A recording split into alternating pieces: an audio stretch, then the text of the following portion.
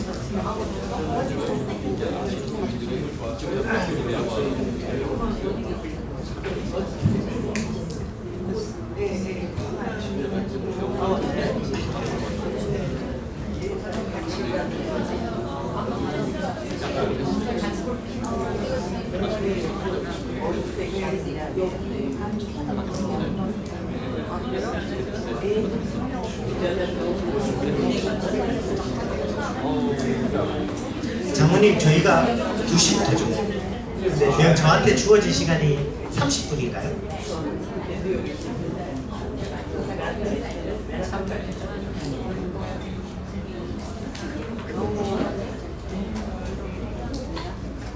원래는 제가 이제 2시부터 시작하는 줄 알고 제가 지금 부랴부랴 춤을 좀 시켜드리려고 준비를 하려고 그랬는데 빨리 이렇게 시켜버리셔가지고 다음에 한 번 더 기회를 주시면 제가 재밌는 율동을 가지고 와서 여러분들과 함께 춤 좀 출 수 있는 시간이 좀 있었으면 좋겠어요.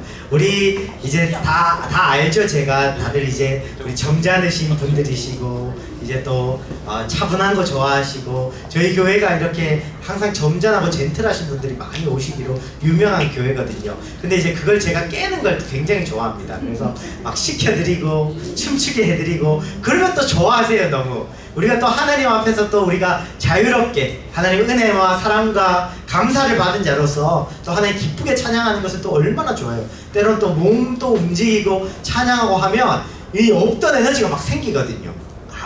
2시 45분요? 2시 45분. 저희 20분밖에 준비 안 했는데 큰일 났네요. 알겠습니다. 그러면 그걸 준비할 걸 그랬다. 알겠습니다. 그러면 이제 본격적으로 한번 들어가 보도록 하겠습니다. 혹시 말씀에 들어가기에 앞서서 저는 믿음이 없었는데 이제 교회를 다니면서 믿음이 생겼습니다. 혹은 믿음 생기기 위해서 이 자리에 나왔습니다. 혹시 하시는 분 계실까요? 믿음 생활을 이때까지 안 하셨던 분, 그리고 이제 교회에 와서 믿음 생활을 처음 하시려고 하시는 분 계신가요? 아무도 안 계세요? 그러면 이제 다 전문가들이시네요. 제가 뭘 이렇게 여쭤봐도 다 이제 부담 없이 이제 말씀드려도 되겠다, 그죠? 혹시 나한테는 질문을 하지 마세요. 믿기는 잘 믿는데 질문 받고 이런 거 별로 좋아하지 않습니다. 하시는 분 혹시 계십니까? 손 안 드시면 저는 혹시 우리 담대하신 분들이 앞에 계시네요. 좋습니다. 알겠습니다. 감사합니다. 그러면 제가 어느 정도 믿음 생활 하셨고 혹은 뜨겁게 믿음 생활 하시다가 이번에 이제 저희 이제 교회로 이제 오시게 된 그렇게 제가 생각을 하고 한번 진행을 한번 해보도록 하겠습니다. 말씀 많이 읽으시죠? 이제 저는 엊그제 우리 금요일날 호산나 대부흥성회가 있었다 그러더라고요. 혹시 참석하신 분 계실지 모르겠습니다. 이성미 씨가 오셨대요. 근데 이성미 씨가 오셨는데 제가 이제 좋아하는 분 중에 이제 개그우먼 중에 조혜련 씨가 계시거든요. 조혜련 씨가 계시고 그분을 인도하신 분이 이성미 씨세요. 사실은 예전에는 굉장히 좀 이렇게 비치는 방송으로 이렇게 비춰지는 모습들이 너무나 좀 세고 그래서 사실은 많이 오해하고 안 좋아했었어요. 실제로 그러하기도 했고요.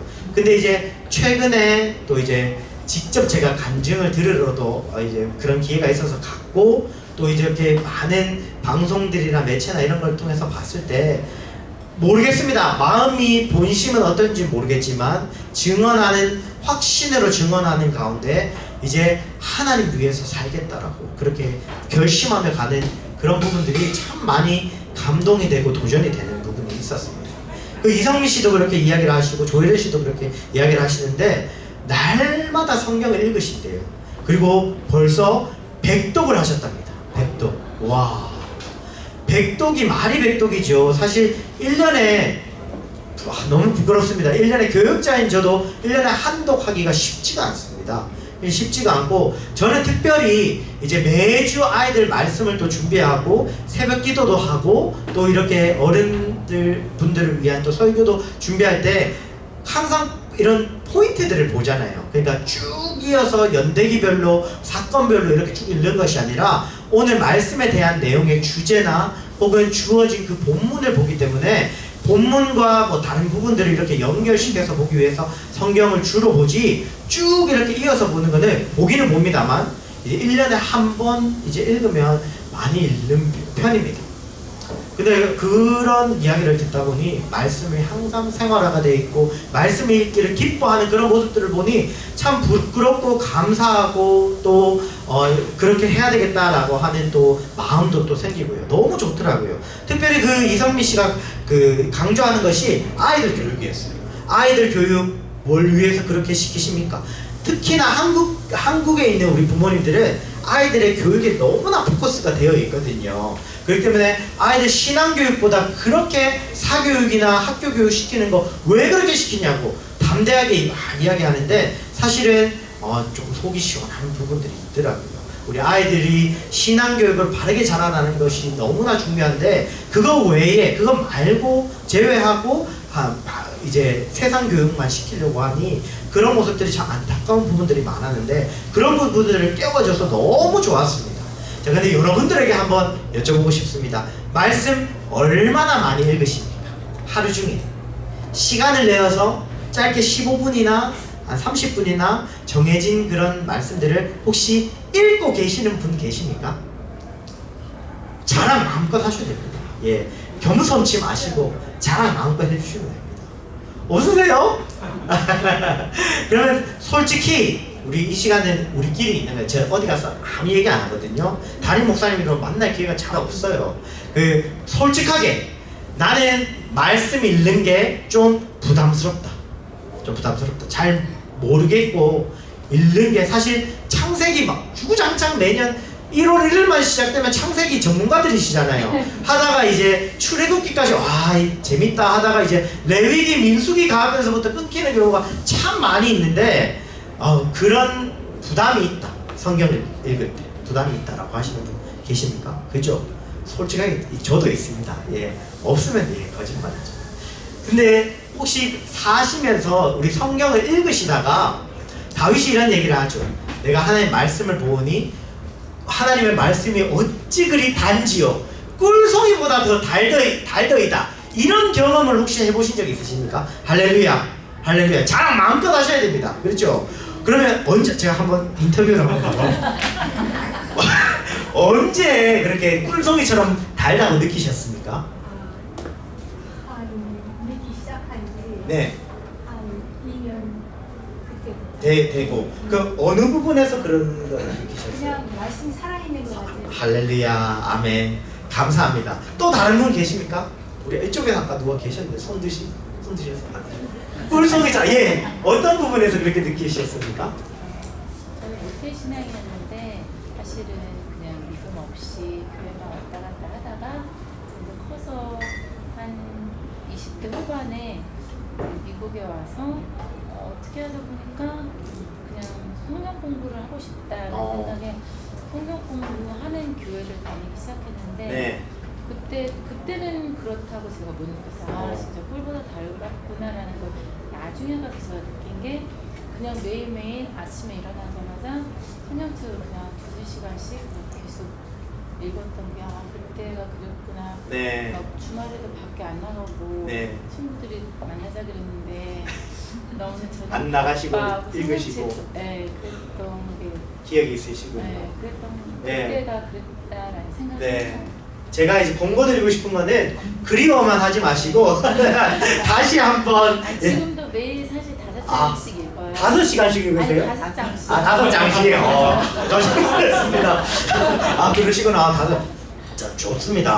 좋습니다. 사실 이런 경험이 있어야지 성경을 찾거든요. 이제 그냥 쭉 읽어야 되기 때문에 읽다 보면 마치 숙제와 같이 이렇게 읽다 보면 성경을 가까이 하기가 쉽지가 않습니다. 근데 저는 일부러 손 안 드셨지만 다들 이런 경험들이 있으시리라 믿습니다. 저 또한 있고요. 저는 언제 하나님의 말씀이 정말 꿀송이보다 단가라고 했을 때 말씀하셨던 것처럼 이 말씀이 살아 움직이고 운동력이 있음을 느꼈을 때, 그리고 하나님께서 정말 내가 깨닫지도 못하고 알지도 못한 것을 깨닫게 해주실 때, 그때가 너무 하나님 감사합니다. 막 그냥 그때 막 감격을 잊을 수가 없어요. 그래서 항상 말씀 보면 깊게 묵상하게 되고 그 말씀 가운데 하나님 뜻이 무엇일까 이렇게 막 고민하고 사실은 이건 우리의 지혜와 능력으로 알 수 있는 것이 아니거든요. 살아계신 말씀은 살아계신 성령 하나님께서 우리에게 지혜를 주시고 능력을 주셔야지만이 이 말씀이 이거구나 밝히 열어서 보여주실 때에 그때 참 달다라는 것을 느꼈습니다. 자, 우리도 동일하게 이 말씀이 살아 움직여서 여러분들에게 단, 꿀송이처럼 단 그런 살아있는 말씀이 되기를 간절히 바라겠습니다.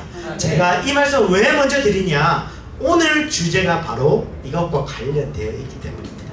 자, 오늘 3과죠. 오늘 3과인데 예수 그리스도는 어떤 분이신가 라는 것을 들어갈 건데, 자, 성경 창세기서부터 계시록까지 읽습니다. 거기에서 보면 교훈의 말씀, 역사적인 말씀, 시가서도 있고 또 계시서도 있고 여러 가지 종류의 말씀들이 있잖아요.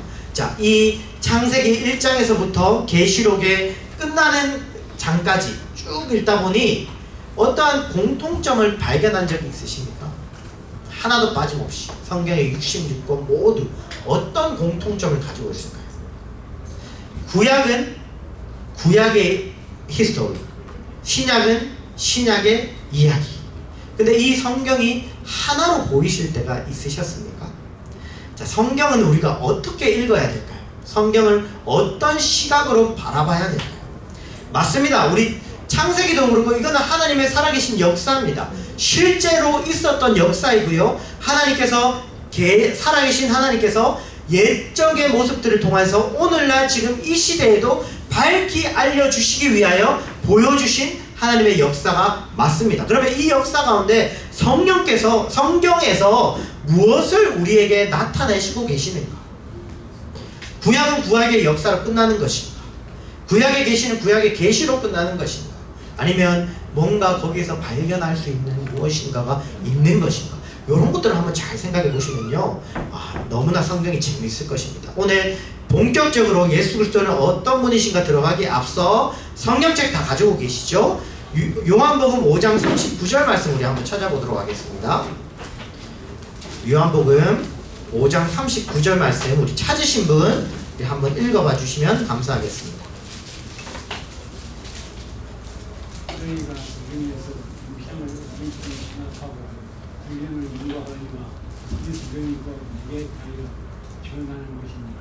아멘. 감사합니다. 너희가 성경에서 영생을 얻는 줄 생각하고 이 성경을 깊게 묵상하거니와 이 성경이 곧 내게 대하여 증거하는 것이다 말씀하셨습니다.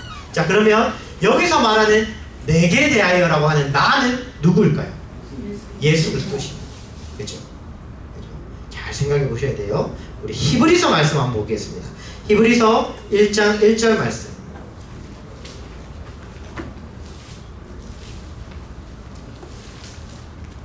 히브리서 1장 1절 말씀 우리 또 찾으신 분 한번 읽어봐 주시면 감사하겠습니다. 옛적의 선지자들을 통하여 여러 부분과 여러 모양으로 우리 조상들에게 말씀하신 하나님이니라.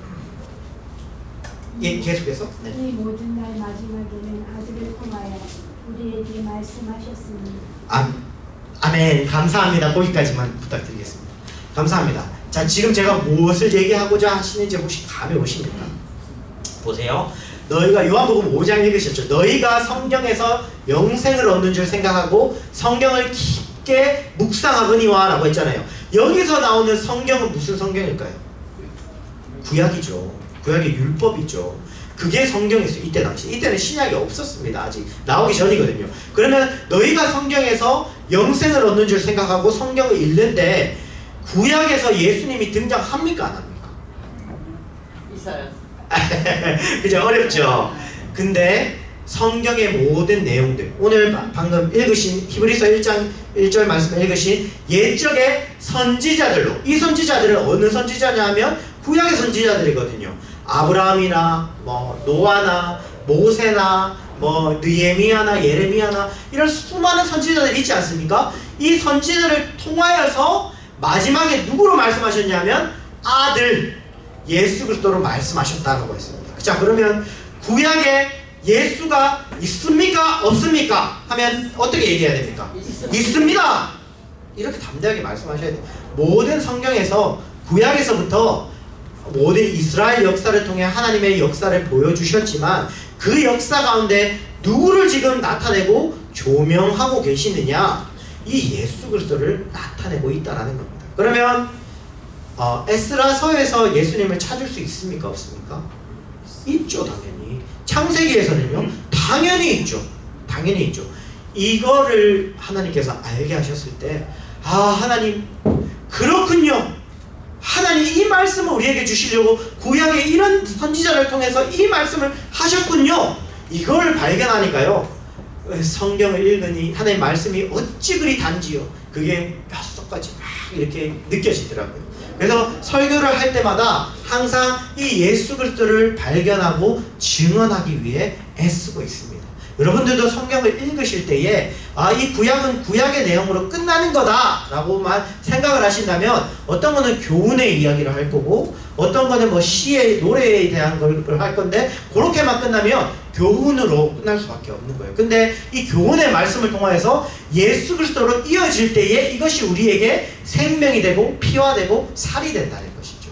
그 말씀을 우리에게 하시고 계십니다. 그렇기 때문에 우리는 이 예수 그리스도를 알지 못하고서는 성경에서 발견하지 않고서는 우리는 이 참된 하나님의 뜻을 알 수 있다 없다라고 했을 때는 없다라고 이야기를 할 수가 있는 겁니다. 예수 그리스도를 발견해야 된다는 것입니다.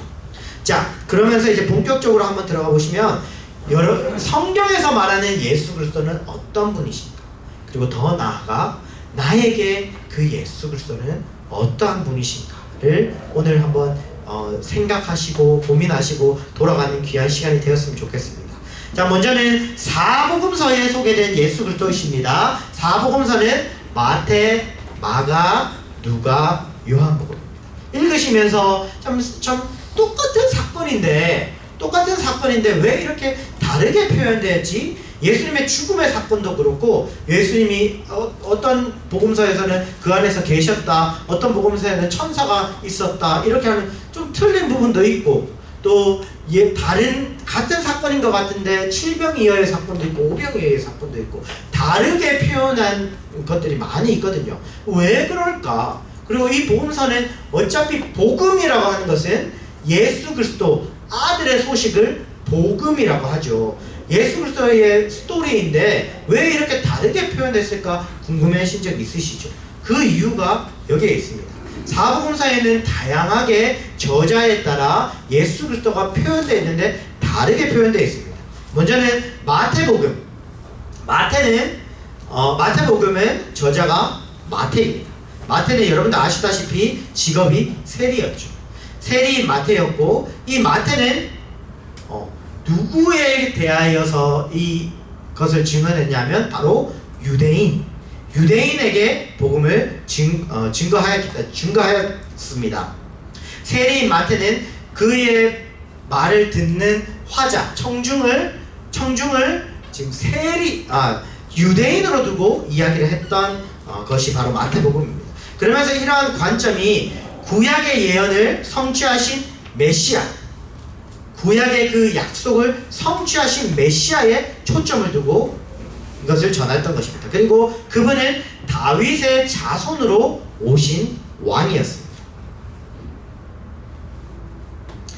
그렇기 때문에 유대인에게 친숙한 구약 인용의 내용들이 많이 있습니다. 그리고 처음부터 뭐가 등장하냐면 족보, 그렇죠. 족보가 등장합니다. 이 유대인의 혈통에서부터 나신 분이 바로 그다라는 메시아적 요소를 강조하기 위하여 이 유대인에게 친숙한 구약을 인용하고 족보를 이야기를 하고 있습니다. 그래서 마태에게 예수는 왕으로 오신 분, 메시아로 오신 분, 다윗의 자손으로 오신 분이라는 것을 계속해서 강조를 하고 있습니다. 이에 반해 마가복음의 저자는 마가입니다. 요한 마가입니다. 그리고 이 마가는 누구에게 대상으로 이야기를 했냐면 로마인 중에서도 이방인에 대해서 이야기를 전하려고 하였습니다.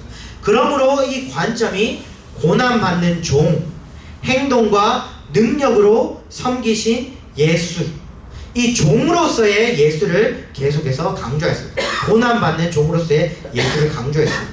왜냐하면 그 청중이 로마 안에 사는 이방인이었기 때문입니다.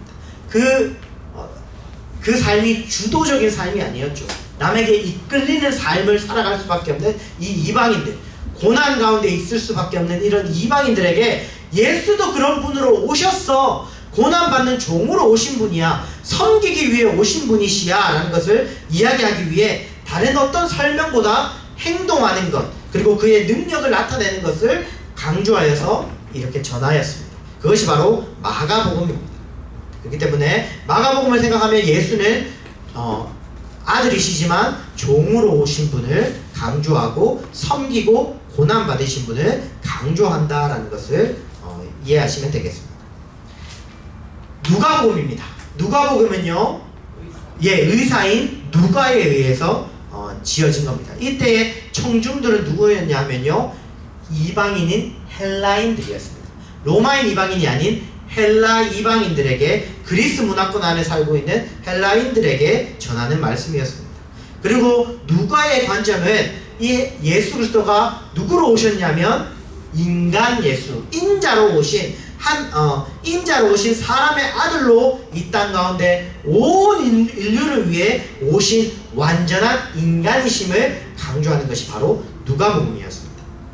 누가는 아시다시피 의사였고 또한 머리가 너무 좋아서 역사가였습니다. 모든 역사에 능통한 자였습니다. 그렇기 때문에 이런 것을 한번 읽어보면, 누가복음과 같이 읽으실 때 사도행전까지 읽으셔야 되는 거 알고 계시죠? 두 개가 똑같이 누가가 저자가 되어 있습니다. 그래서 누가와 사도행전을 보시면 이 참 디테일하게 역사들을 잘 기록했고 세세하게 기록되어 있다는 것을 알 수가 있습니다. 이러한 사건의 모든 질서와 세밀한 기록을 통해서 인류 전체를 구원하시기 위한 인간이신 예수 그리스도, 그 구세주 예수 그리스도가 이 땅 가운데 오셨다라는 것을 강조해서 이야기를 하고 있습니다.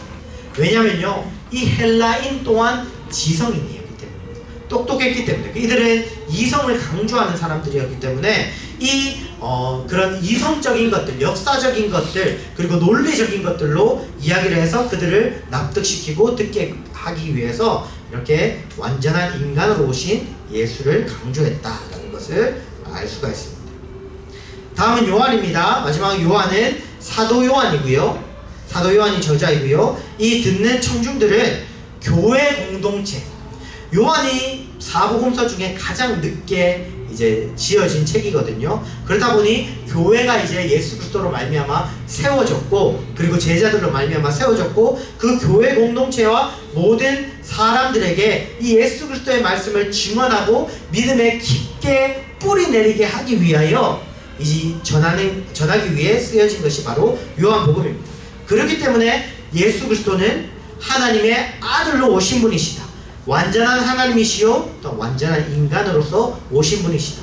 그리고 예수는 하나님 당신 자신이시고 하나님이시기 때문에 우리에게 영원한 생명을 주실 수 있는 메시아시요 주로 오신 분이시다라는 것을 강조하였습니다. 오늘날로 따지면 신실하게 믿음 가운데 믿는 믿음의 공동체, 여러분들에게 전하기 위해 요한복음이 써졌다라고 생각을 하시면 되겠습니다.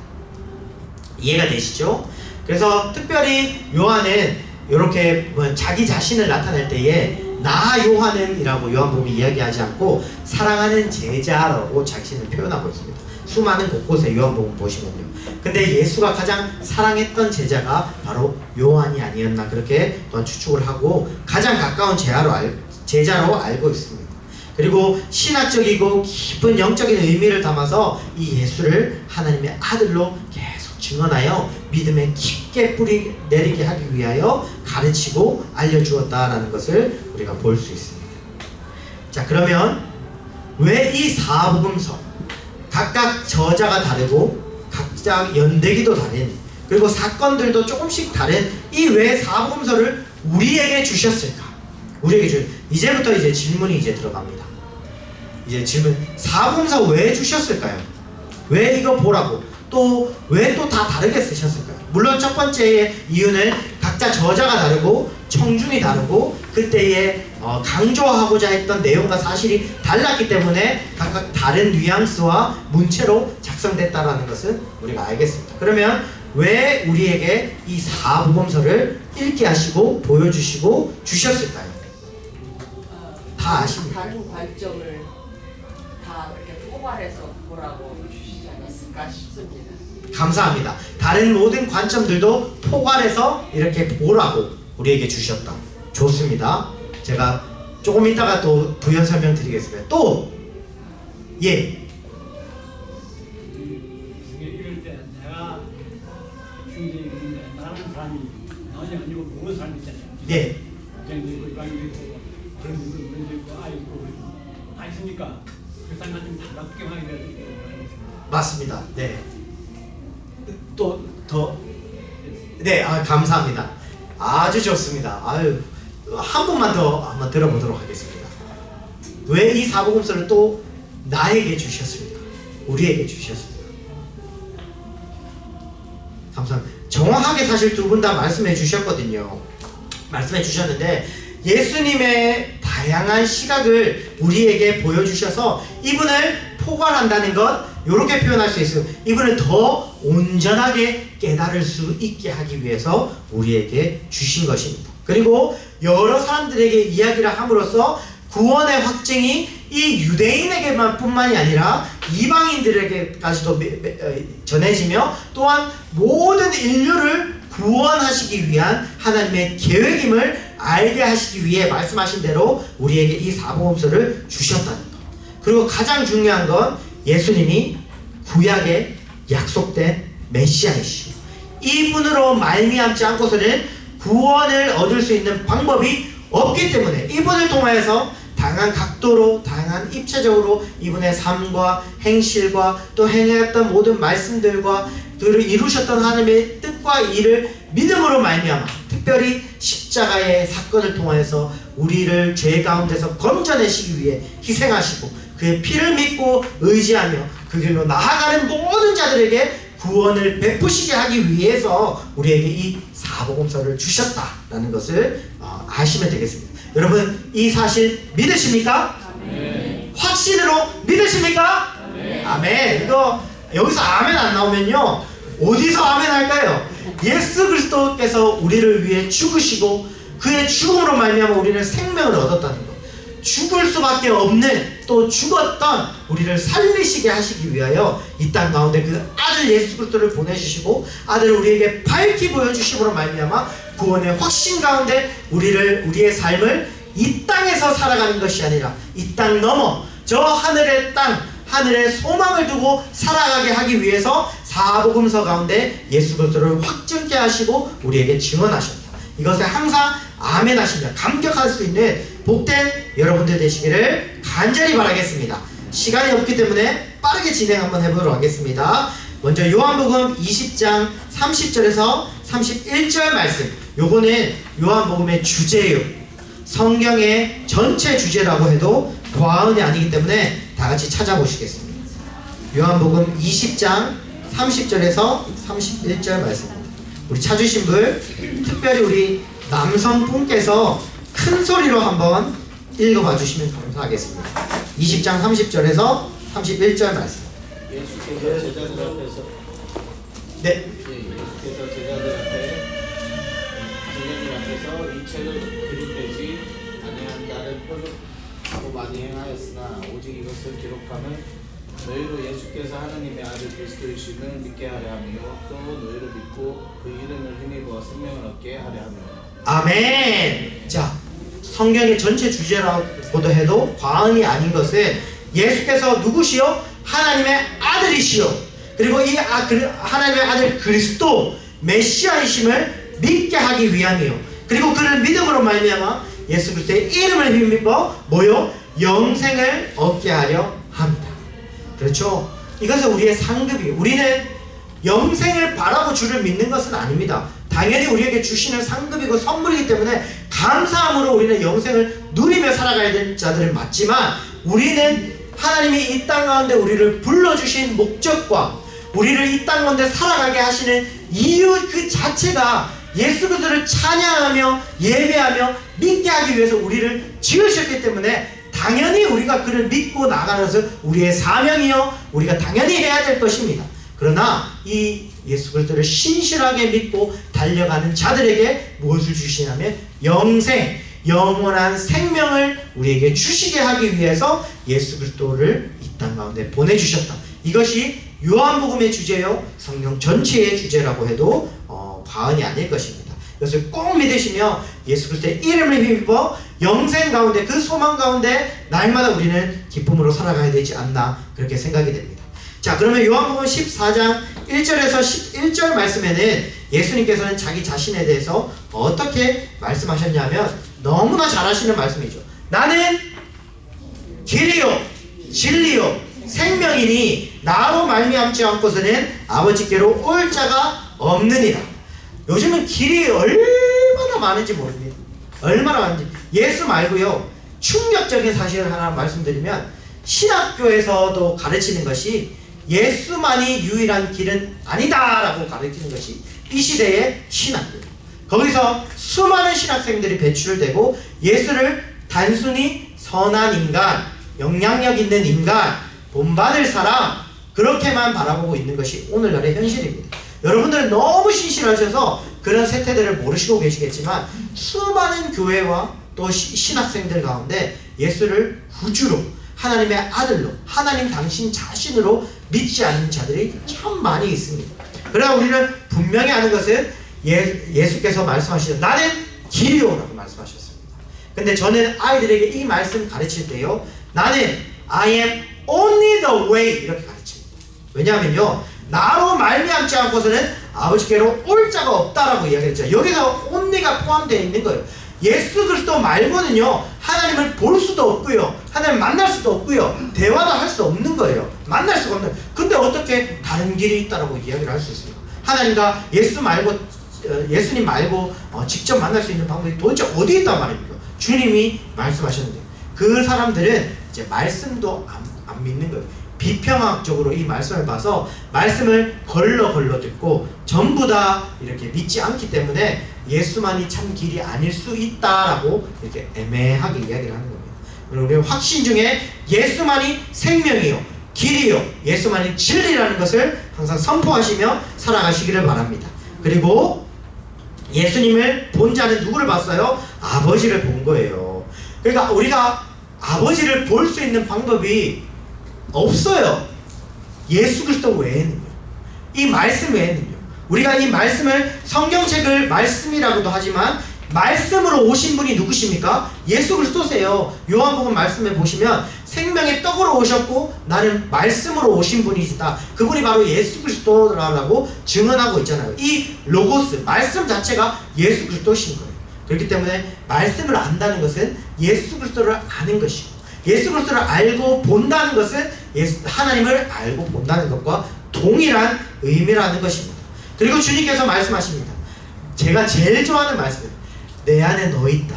이 말씀. 내가 아버지 안에 있고 아버지가 내 안에 있으니 너희도 내 안에 있고 너희도 아버지 안에 거하기를 내가 간절히 원한다라고 하는 이 말씀이 얼마나 저에게 감동이 되는 거예요. 저 드라마 중에 그 드라마 대사 그거밖에 기억이 안 나요. 내 안에 너 있다. 얼마나 그거 정말 어떤 표현으로도 네가 내고 제가 경상도로 가지고 지금 니라고 제사하는데 너가 나고 나가 너다라는 이 표현이 뼈 중에 뼈요 살 중에 살이다라고 하는 그 표현과 또 똑같잖아요. 너는 나의 모든 것이야. 근데 이 표현의 방법이 하나님이 우리에게 해주시는 말씀이고 주님이 우리에게 바라시는 말씀이고 우리가 궁극적으로 하나님과 예수 그리스도와의 관계가 하나 되어야 된다는 이 말씀. 이렇게 예수님께서는 당신 자신을 하나님으로 말씀하시고 나는 길이고 진리요 생명이라고 이렇게 표현하신다는 것을 우리가 볼 수가 있었습니다. 자, 요한복음 6장 35절에서 40절 말씀. 또 여기서는 예수님을 어떻게 표현하셨습니까?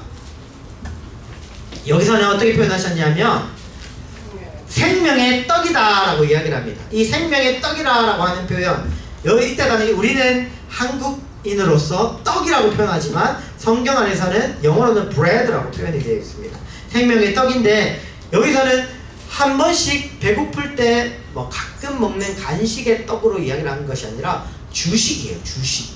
그들이 매일매일 먹었던 주식이 바로 브레드고 빵이었거든요.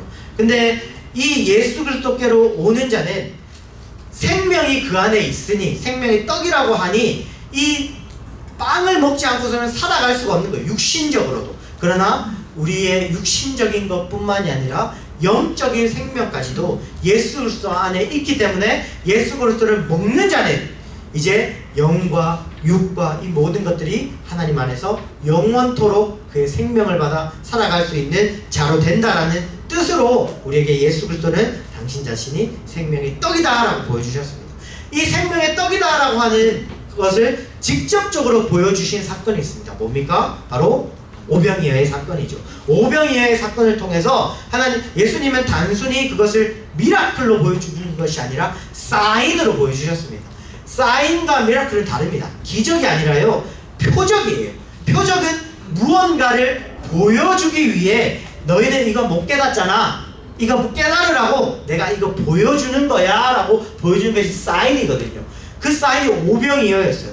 그 모인 모든 2,000명, 장정만 2,000명인 모든 자들이 먹고 12광주리가 남는 그 사건을 통해서 이 떡이 한없이 나오는 그 떡이 생명의 근원이 어디에 있냐? 예수 그리스도에게 있다. 그리고 이 떡 자체, 우리를 먹이는, 우리를 살리는 이 떡이 바로 예수 그리스도시라는 것을 시각적으로 보여주는 것이 바로 오병이어의 사건이고, 우리는 이것을 통해 우리의 생명이 예수 그리스도 안에 있음을 우리가 분명히 알 수가 있는 것입니다. 자, 그러면 같은 5장에 유대인들은 왜 예수를 죽이려고 했을까요? 먼저 첫 번째 그 원인이 여기에 나옵니다. 왜냐하면 이들이 생명같이 여기는 것이 무엇입니까? 율법이죠. 율법. 생명같이 여기는 것이 바로 율법이에요. 우리는 생명같이 여기는 것이 뭡니까? 예수 그리스도잖아요. 근데 이들은 생명처럼 여겼던 것이 율법이에요. 근데 율법을 받아 보니 하나님께서 율법 다 지키라고 주셨어요? 지키지 말라고 이건 아니다. 지키지 말라고 준 건 아닌데 다 지킬 수 있다고 주신 거예요? 아니면 율법 왜 주신 거예요? 율법을 통하여서 우리는 지킬 수 없음을 발견케 하고, 우리는 하나님을 의지하지 않고서는 아버지께로 갈 수 있는 방법이 없다는 것을 깨닫게 하기 위해 우리의 연약함과 죄악됨과 하나님 없이는, 하나님 의존하지 않고서는 살아갈 수 없는 존재라는 것을 보여주기 위해 율법을 주셨는데, 이들은 그것을 생명처럼 여기니, 율법 보니까 예수님이 오셨는데 율법 자체이신 말씀이신 그분이 오셨는데, 율법이 가르치는 분이 그분이신데 그분의 실체를 보지 못하고 이것만 보고 있는 거예요. 그리고 이 사람들이 이것만 본 것을 왜 봤냐면, 나는 잘 지키는데 니는 또 니라 그래, 너는 왜 못 지키냐, 이거를 나타내기 위해 율법을 자신의 마음대로 사용하였거든요. 이 연약함을 보지 못하는 그 모습이 결국은 예수 그리스도를 십자가에 못 박혀 죽이려고 하였습니다. 안식일에 병자를 고쳤기 때문에 율법을 어겼다라고 생각했기 때문입니다. 그리고 하나님, 누구도 감히 이 하나님을 아버지라고도 부를 수 없는 그 하나님을 예수는 내 아버지다 라고 이렇게 부르며 자신을 하나님과 동등되게 여겼기 때문에 유대인은 예수를 죽이려고 하였던 것입니다. 결국은 자신들의 이기심과 자신들의 무지식함과 하나님을 제대로 온전히 알지 못함이 예수 그리스도를 십자가에 못 박게 하게 된 것입니다. 그러면 이런 말씀들을 통해서 예수님은 우리로 여러분들로부터 어떤 반응을 이끌어내시기를 원하십니다. 자, 요건 중요한 말씀이기 때문에 5장 19절 말씀 우리 한번 가보겠습니다. 5장 19절 말씀 보시면, 그러므로 예수께서 저희에게 이르시되 내가 진실로 너희에게 이르노니 아들이 아버지의 하시는 일을 보지 않고서는 아무것도 스스로 할 수 없나니, 다 같이 읽으시겠습니다. 아버지께서 행하시는 그것을 아들도 그와 같이 행하느니라. 아멘. 예수 그리스도께서 이 땅 가운데 오셔서 행하는 모든 일들이 아버지께로부터 보고 받아 들은 모든 것들을 증언하고 삶으로 행하는 일을 우리에게 보여주신 것입니다. 그러면 예수님은 이 모든 일들을 아버지의 뜻으로 가지고 오셨고, 보신 것과 들으신 것과 경험하신 모든 일들을 하나님의 뜻을 이 땅 가운데 다 이루셨습니다. 그러면 그 예수를 우리는 어떻게 대하며 어떻게 반응해야 될까요? 그 예수 그리스도를 어떻게 하는 거요? 공경하는 거죠. 예배하고 높여드리는 거예요. 예수 그리스도를 높일 때에 누구를 높이는 겁니까? 아버지를 높여드리는 거예요. 예수 그리스도를 참되게 예배하는 자들이 아버지를 참되게 예배할 수 있는 것. 그것을 말씀하고 있는 거죠. 그리고 그 예수 그리스도의 말씀과 행하신 모든 일들을 믿음으로 말미암아 들음으로 말미암아 그분을 보내신 아버지를 믿고 또 듣고 알아. 이제는 내가 기뻐하는 삶이 아닌 아버지가 기뻐하는 삶, 아들이 행했던 삶을 그대로 쫓아가는 삶, 그것을 우리에게 바라시고 기대하시고 계신다는 것이죠. 자, 그러면 이제 다음 마지막입니다. 이거는 말씀 보지 말고 여러분들이 아시는, 여러분들이 믿으시는 그대로 대답해 주시고 우리 마치면 좋겠습니다. 자, 이러한 예수님께서는 이 땅 가운데 오셔서 하나님의 뜻을 행하시고 이런 모든 뜻을 이루신 후에 우리에게 이런 올바른 반응, 하나님을 예배하며 공경하며 주를 기뻐하는 삶을 살기를 원하셨는데, 이 올바른 반응을 하는 자들에게는 어떤 결과가 나타납니까? 할렐루야! 영생을 얻게 되는 거죠. 또요? 또 있습니까? 하나님의 자녀가 하나님의 자녀가 되는 권세를 우리에게 주셨습니다. 맞습니다. 또 있습니까? 의의 멸류관을 또한 허락해 주실 거고요. 죄의 결과가 뭐죠? 사망이죠. 그 사망은 곧 심판인데, 이제는 심판에 이르지 아니하고 사망에서 생명으로 옮겨지는 그런 권세를 우리에게 주신다는 말씀이 바로 요한복음 5장 24절 말씀에 있습니다. 이 참된 예수 그리스도를 온전히 믿어 주님이 기뻐하시는 복된 삶, 하나님을 바라보며 오직 이 땅 가운데 다른 길은 없습니다. 그 한 길만을 붙잡으며 살아갈 수 있는 신실한 예수 그리스도의 참된 제자가 되시기를 간절히 바라겠습니다. 아멘. 마치도록 하겠습니다. 우리 다음 박수 한번 시원하게 한번 부탁드립니다. 김한 목사님, 쉬는 시간 있나요? 다들 일어서